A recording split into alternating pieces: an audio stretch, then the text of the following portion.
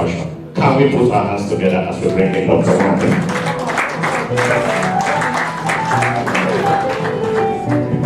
Doctor, you are blessed, sir.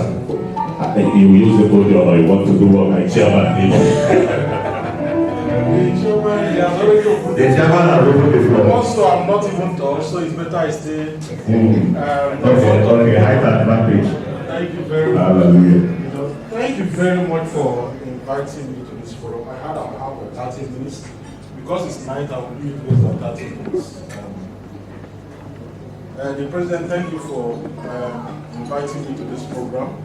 When we had that meeting, I told you that I'm a pro-development person, and I quickly accepted this invitation.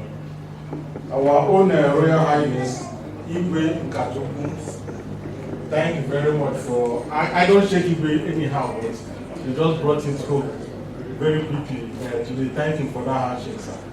You know, I'm the chairman of this occasion. Thank you very much. I don't know whether you had the opportunity to look at my slide, because you just picked a whole lot of the pages in that slide. Thank you for serving as a co-chair or a co-presenter in this session. You know, having said that, yeah, the slide is already on the screen. But the MC, I'm going to cue behind you to say that I also want to join this progressive. But I'm not sure if I'm qualified, because I'm from those ones they call it Wobinos or somewhere around the Delta State, close to Onitsha. You know, but thank God a lot of people in across the Niger now they all now have houses in Asaba over there for reasons you know. But I think I'm qualified because my wife is from Abia State. You are qualified. Thank you. As our in-law, and in-law. Thank you very much. Okay, so I've been asked to speak on the vision to legacy strategy for successful business succession. Everybody here is a businessman. Everybody here is a business person. This is a profound topic. I don't know how you chose it. You know, that shows your legacy, your stamina, your stature as a leader. Thank you for this innovative topic. Critical steps for a seamless transition, leadership transition, that is handing over the baton to the next generation. You just see my younger brother reading poem. I was a poem reader, so he's sorry, I've already handed my own baton to him. Yeah, so it's a great topic. And I made a mistake yesterday evening. What is that mistake? I posted on my status that I'm going to be in a night with the president in Ikoyi. Since that time I've not rested. That I'm going to speak in an occasion called the night with the president, and the venue is Ikoyi. You know, so it's a great honor to be here. A lot of people think that the GCFR is also here with us. But we already have a great president that is doing as much as he can. I don't have a pointer. I'd like to have a pointer, but we don't have a pointer. So we can go to the class. So these are the outline. The business environment. Review of the business environment is key, because it's important we know where we are, so that we know where we are going. Just the first few slides, that is what you know. You know, as business people, all the challenges we've been having in the country. One of my friends that live close to the filling station told me the other day that, well, once you wake up, he's going to look at that filling station signpost to know whether the price are what changed. You know, because the national anthem even changed during the period. So this first slide does summarize where we are in Nigeria. And it is not new. Even when I was in primary school, it's been like this, but it looks like the challenges are now so numerous to an extent that even legacy companies, today is about legacy companies that singled my grandfather in Nigeria are leaving. The PZ of this world, the Unilever of this world, you know, even Shell and Shell, you know, they are all living or downsizing or scaling down or selling their stake. And this is just about the review of the business environment. Lagos Chamber of Commerce and Industry, early this year, came up with a survey to look at what are the issues, the stress, the key drivers of stress in the business environment.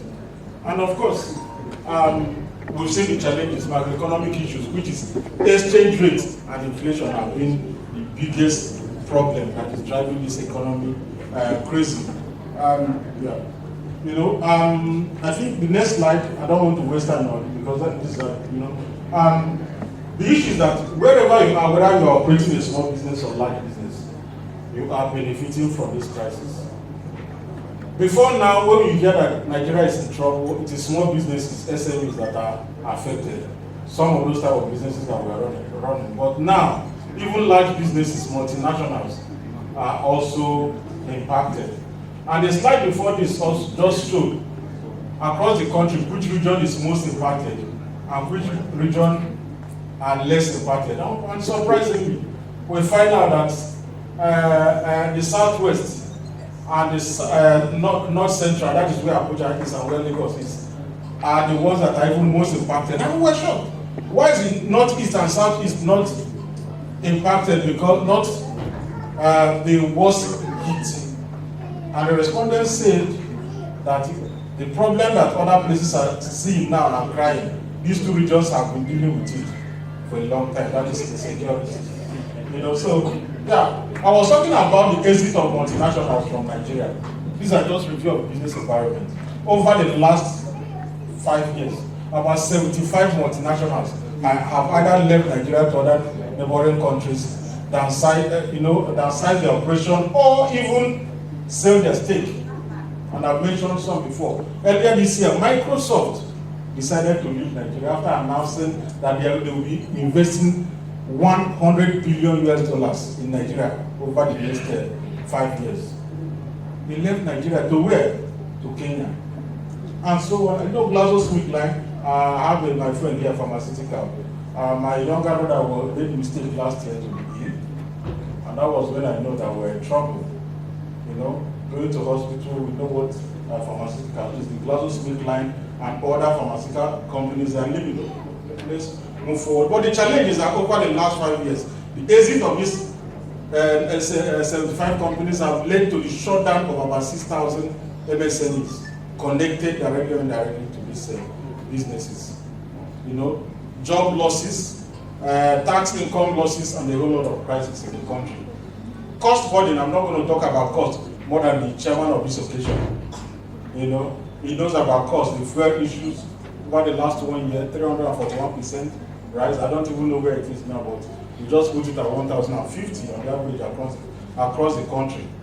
Issues around importation. Most of us here are importers of dealing with import directly or indirectly. We know what the price of a 20-foot container is by this time last year and what it is now. These are issues that Nigerians are dealing with. You go to ATM, you cannot even pick cash again. You have to go to POS to do what? Over the last 1 year, POS, the money we pay to POS operators are over 301 billion. These are impacting businesses. So cost is a big issue. You see electricity we're going to talk about. But here, my job today is not to sing this song of sorrow. Let's see how we can move from songs of sorrow to songs of what? Joy.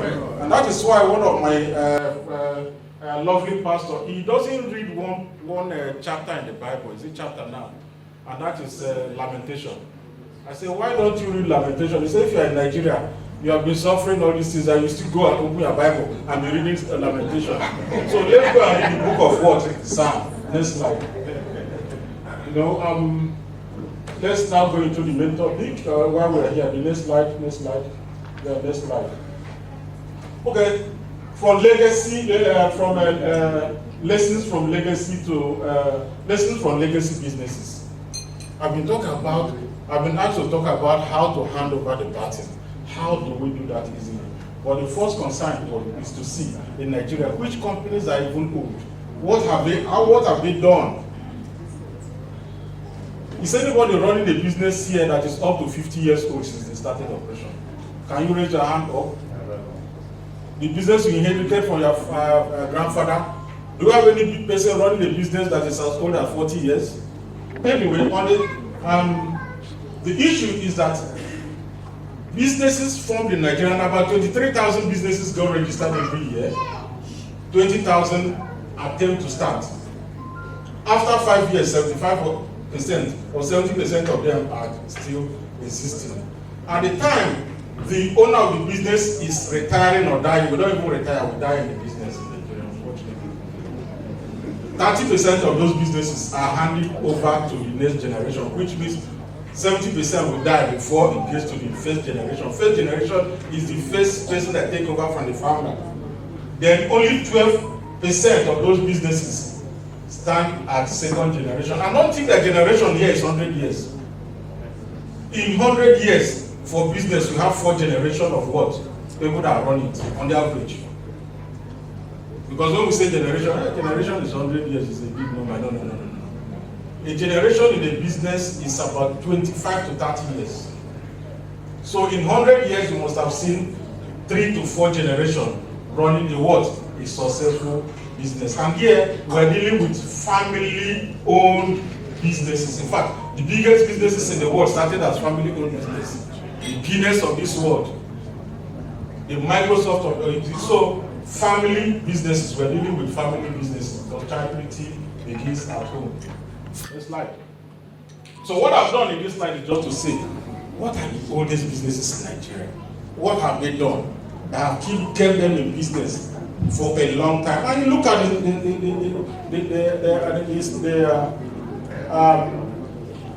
the slide. USC, First Bank, Union Bank, Royal Exchange, PLC, that's an insurance company, Unilever, Shell, May and Baker, United Bank, John Holt, Julius Berger. Is there any Igbo business here? No. Is there any Nigerian business even here? Maybe partially First Bank. You know, if you know the story of First Bank, how First Bank started, you find out that almost all the businesses here, almost all of them, were started by non-Nigerians. And even up till now.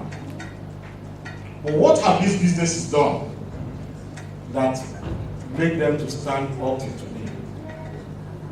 What have they done? Maybe we're going to learn that in the next few slides. Let's move forward. So we have learned go back to that slide again.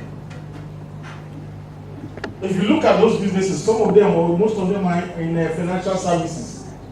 The top 10 businesses in Nigeria that are so old, 100 and something years. In fact, the smallest, the youngest of them was established 59 years ago. The oldest business in Nigeria now, US, is 145 years. If you go to Japan, an average business in Japan is over 100 years. Okay? Which sector are these businesses from?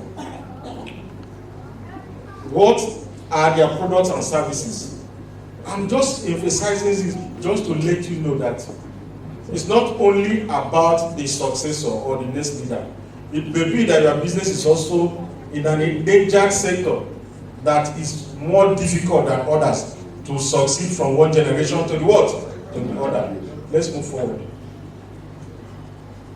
We're also learning from international examples, not just in Nigeria. These are the oldest family businesses in the world. And you can see the sectors where they play, when they were formed, and what they have done to keep them in business over the last, it's hundreds of generations. And one of the things we learned here is that transport businesses anywhere in the world survive. I don't know why. Transport, in the transport sector. Auto, whether you are manufacturing, whether any value chain you find yourself. And we're going to see that later. But what have they done? We found out that one of the major attributes of these companies, of these family businesses, they were started by a human being, just one family, just to feed your wife and your children. And today they are multi-billion multinational, some of them all over the world. In US, Germany, most of them are European countries. So I say here that no African firm makes it to family business index of the top 500, the top 5,000 business in the world that are oldest. No Africa, not so. Don't cry about Nigeria.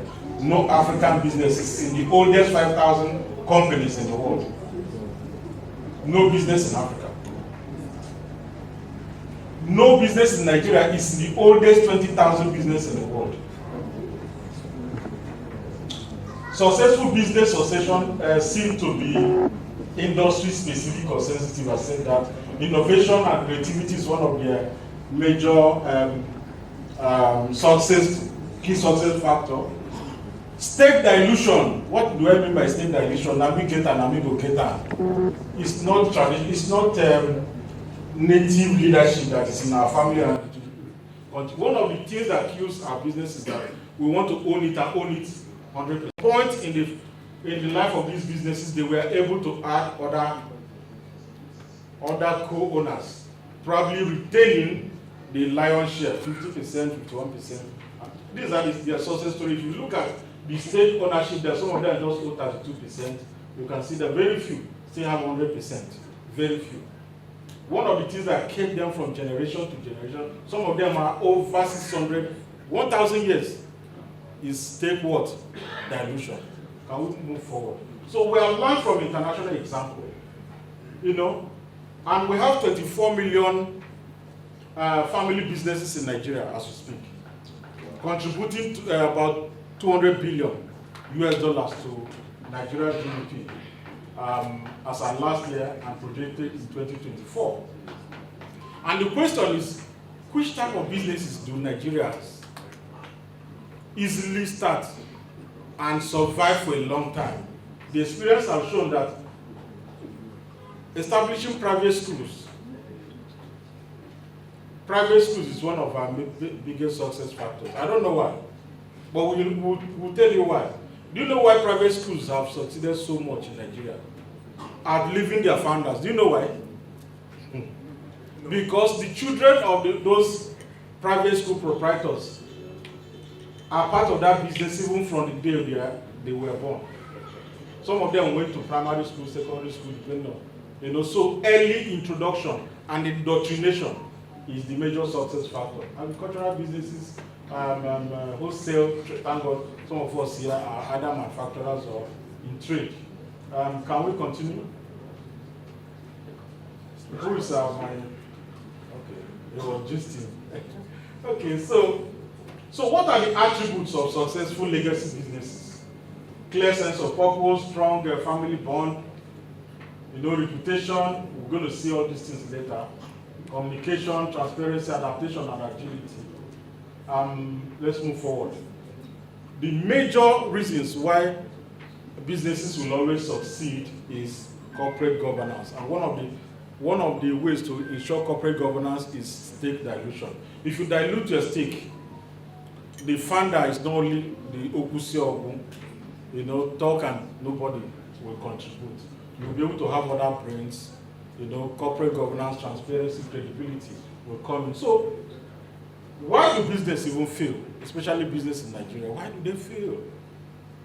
A lot of them fail during the first generation. A lot of them fail during the first generation level. And we've seen what it is for a business to fail in this slide. Let's move forward. We are running.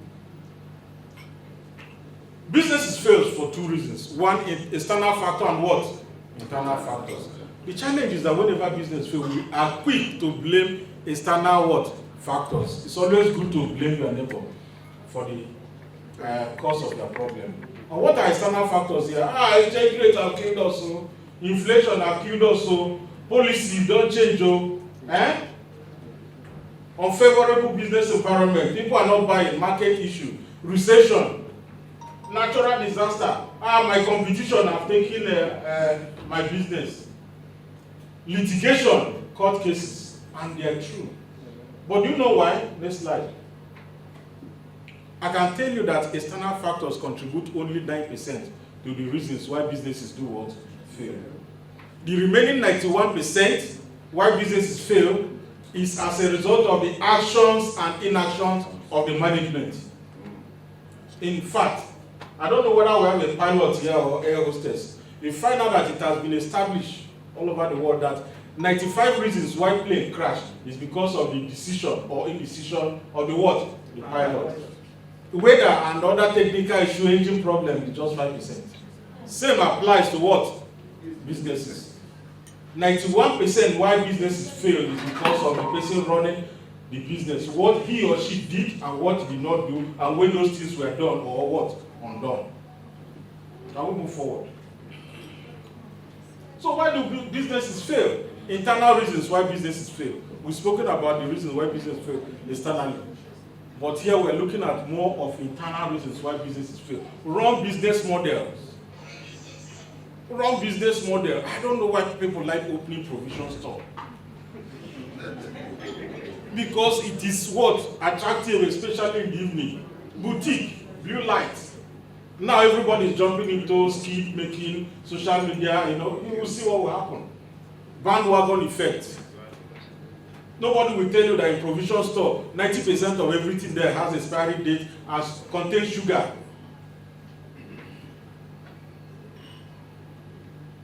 And if your sales boy or sales girl is,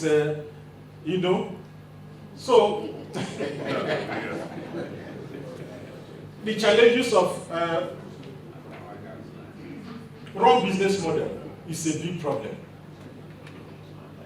Poor business strategy, misaligned goals, risk management problem. We are talking about foreign exchange now. What are you doing? You are going to import in January and you are still waiting till now. You've not done anything.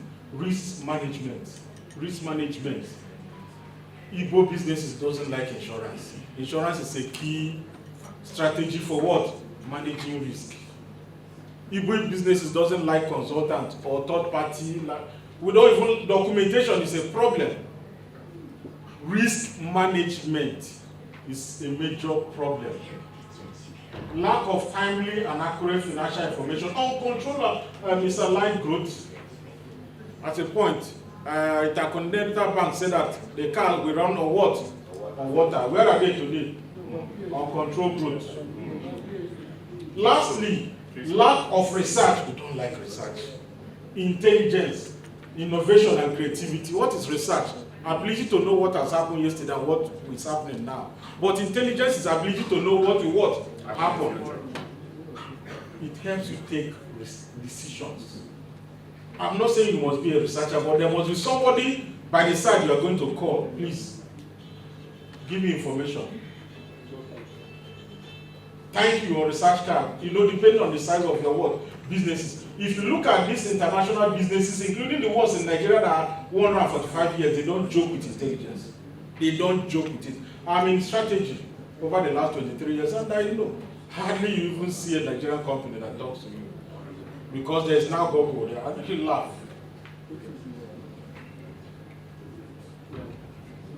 When companies are coming into Nigeria to establish or even just to import, they use almost 6 months to do research. Asking questions before they step their foot into this country. Our own is immediately we go and we run to Mamala, buy FX and start importing. Can we move forward? So those are the reasons why businesses fail anyway. Lastly, on this part of the presentation is what type of businesses are most prone to disruption? What type of businesses are most prone to a fact that they will not be able to be difficult or more difficult to be transferred from their owner to their children or to the first generation, second generation, and live for, so that you know where you are. Which industry, what product are you selling, what services are you offering? Newly deregulated industry. You are in that industry, and what do we mean by deregulation? Fuel just got deregulated, oil and gas just got what? Deregulated. Electricity just got deregulated. We know one telecom was also what? Deregulated. So assuming if you are the only one, high and mighty in telecom when it was deregulated in early 2000 or later in the 1990s. And new players are coming. Companies lacking proprietary product. Proprietary is what they know you for. What they know you for. Not everything everybody is doing. Single product and single customer company. There are people that are into businesses or services that it is only one thing they can offer, and it's only one person that can pay for it. If you are manufacturing ammunition or light weapons, Who is your customer? One customer. Rapidly growing companies, I've spoken about Intercontinental Bank and others. Highly leveraged companies, you are owing so much. Closely held business and family-owned companies. Declining industry, startup. Cyclical or seasonal industry. It's only during Christmas. I had today when somebody said you would have cancelled the business because coming here because this is season. But is your business only riding on Christmas hamper? You may have problem. Industry that require high skill. The reason why it is difficult for hospital business to last 100 years in Nigeria is because that industry require high what? Skill. When the owner dies or is becoming sick, he says, "No, don't worry, I'm going to hire another good doctor." Doctors are running away, but the doctor you are going to bring, I mean, the son taking over or the wife taking over is not a doctor. We are joking, we've seen it happen. The new doctor claims everything out. So if you are finding yourself in providing services that require high skill, your chances of transitioning from one generation to the other becomes more difficult. And for you to do that, you have to be more strategic. Even pharmacy. I'm bringing it here because I know that my friend, one of my good friends here, is a big shot in pharmacy. Businesses in sudden transition from their founder to second or third, first or second generation. What I'm trying to say here is that no sign. The man just got sick and what? Died within 2 months, within one month. And he said, "So come and take over. Sudden change of management, unplanned. That type of business will likely have problem. They said if their God is good. Return of retired founder to active management position. The guy have retired. Just came back. Can we move forward? So those are if you find yourself in any of those pyramids, you have to ask yourself question when you live here. Again and again. So our discussion, and we don't have time to discuss. Joint family business. Should husband and wife run a business together? This topic is yet unresolved in all the business schools in the world. Harvard Business School, Lagos Business School. Should a husband and a wife run a business together? Yes. Yes. So let's move forward. But before we move forward from this time, I will just tell you, in any commercial airline or in any commercial plane, there are 2 or 3 pilots depending on the size of the plane sitting in the cockpit at any point in time. But I can tell you that when the plane is landing or when the plane is taking off, it's only one pilot that is in control. There are three pilots or 2 depending on the size on the cockpit. They are all good for it. But during that period, it's only one during takeoff until the cruising level or altitude or when landing. It is only one pilot that must be in control. If you take this to a business lesson, when a business has started and is growing, let one person, and that person is the person who has the idea, the person who has the proprietary advantage. You may have been the person providing it. I'm not saying who provide the money. If your wife is the one that have the vision to run a school, give her the money, stay by the side until the business gets to a cruising altitude. These are some of the conversations going on in business school, but this is not a business class. Towards the conclusion of our presentation, can we move forward? Now, the success equation. You want to start planning. Don't think that when we're 60 years old, when we're 70 years old, I will start thinking of how to hand over. If your business have gone past that, have entered a cruising altitude, that is, you've already taken off and you've reached your the cruising altitude. It is time, whether you are 20, 30, 40, it's time to start thinking what? Succession. But the question here is that there must be ideals of the successor, and the idea there must be skill, experience, resources, which is money, but most importantly, the action plan. Action plan. Any other equation you can see the result: confusion, anxiety, tension, frustration, false start. The number one equation is the correct equation here, but we are not here to solve equation because Igwe doesn't like mathematics.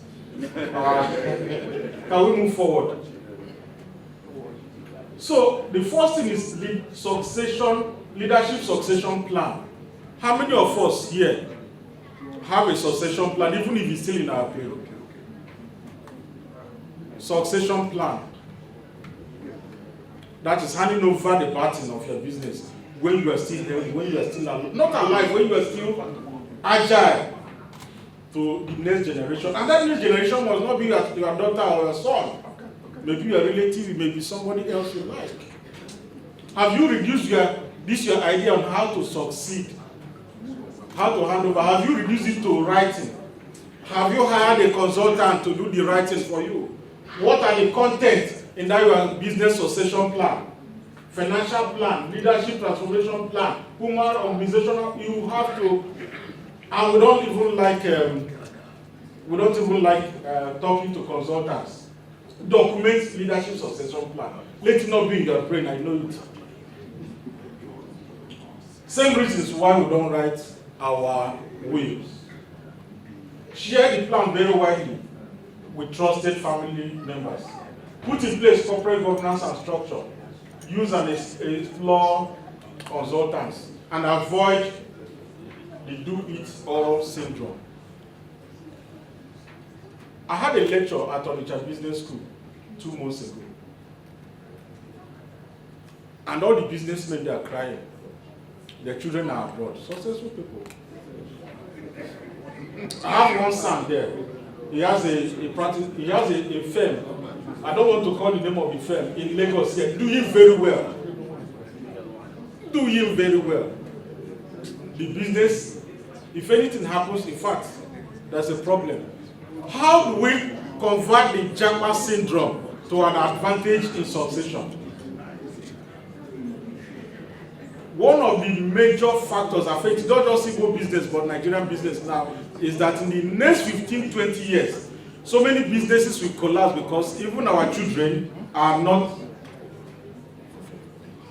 even available to take over from where we stop. So you can see that our early happiness in life and achievement in life is going to become a problem. What are the strategies to convert the Japa syndrome to what? To advantage. Let's move forward.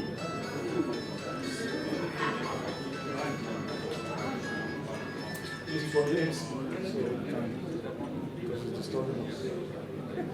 Here, we're not going to spend time here. Benefit of the succession plan. Please, it's very painful. One of the reasons why we don't think succession, especially for businesses, is because we are extraordinarily emotionally attached to our businesses. My son will not do it well. They will fail. They will take wrong decisions. They will insult the supplier. They don't report it. The Yorubas are doing it better than us. Yes, you're right. I've been a consultant. They are doing it better. You will see them, they are still strong in their 50s. They come to office only on Wednesdays, the founder. Their son just came back from Manchester University, from us.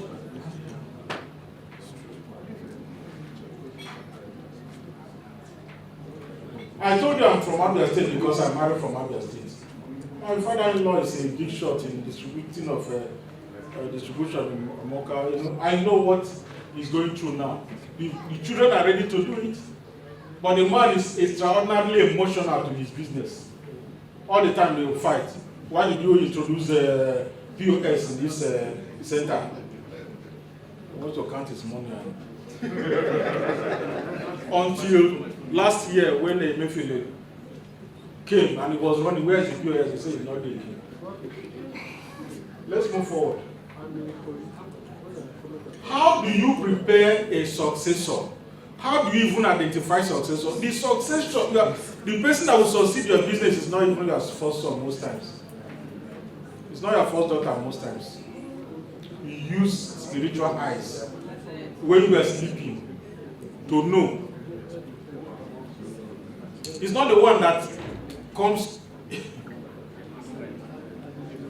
Of course, competence is there.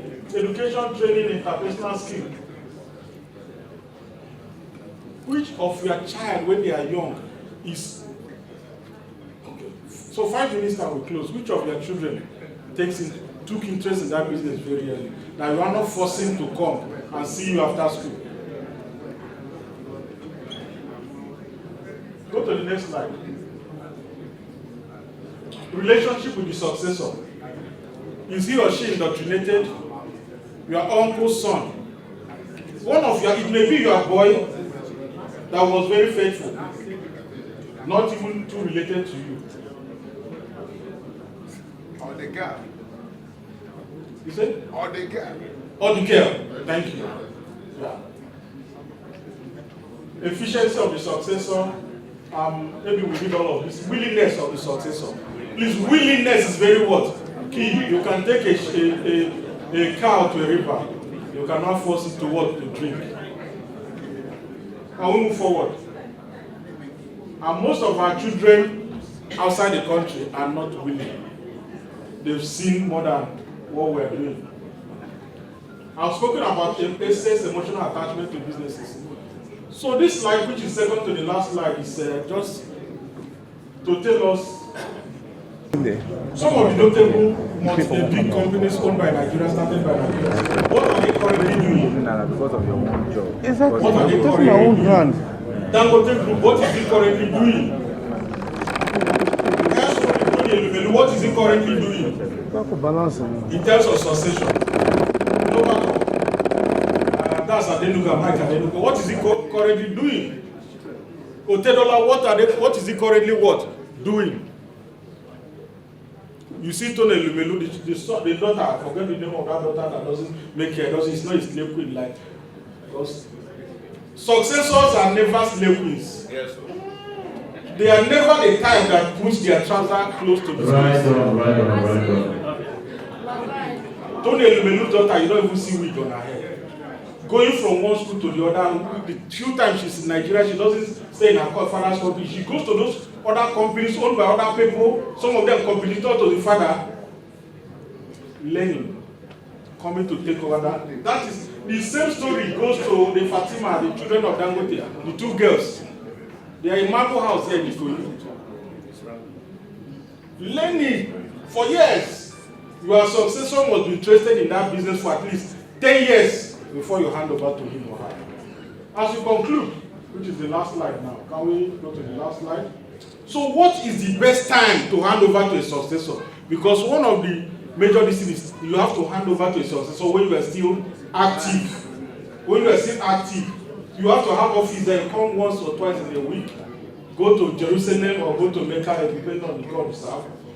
So this chart clearly tell you when to do what? Hand over. This chart is not going to tell you after 10 years or after 20 years. But this chart is just telling you that at that point, when the willingness of a successor, of a founder to hand over, that point, when the willingness of a founder, that point when the willingness of a founder cuts the readiness of a successor, is the best time to do what? To hand over. And that time you are handing over, you are finished dealing with all the crisis of starting and stabilizing the business. You can see that when you hand over, the business will still suffer a bit and it will start growing. That age of the business may be age 30, maybe age 40, maybe age 20. That is from the day you establish the business. Take this home, that the best time to hand over to your successor is at the point of intersection between the willingness of a founder to hand over the business, the pattern, and the readiness of what? A successor. Willingness of the founder must meet the readiness of a what? A successor at any point in time. And in closing, please take a lesson from these businesses that in Nigerian businesses that have successfully successed and the ones that have what failed. You all know the stories. You are all in business environment. The GUO of this world, the sort of takeover, have done well. It's one of the model of succession in Nigeria now. But that was accidental what? Succession. You know all the story. Tiger Food, Ebubo and his brother, you know what they have done from their mother, taking over that seasoning business to where it is today. I'm not going to talk about Chika saying, even Face Bank, you know, GT Bank. These are family-owned business, and what those companies have done is putting in good and ideal succession planning. Some businesses have also died, the of this world. Diamond Bank. He didn't die, it was swallowed, but we know if it was not swallowed by the python in Access Bank, we know what would have happened. With these few words of mine, I've been told my time is up. If we can I sit down, sir?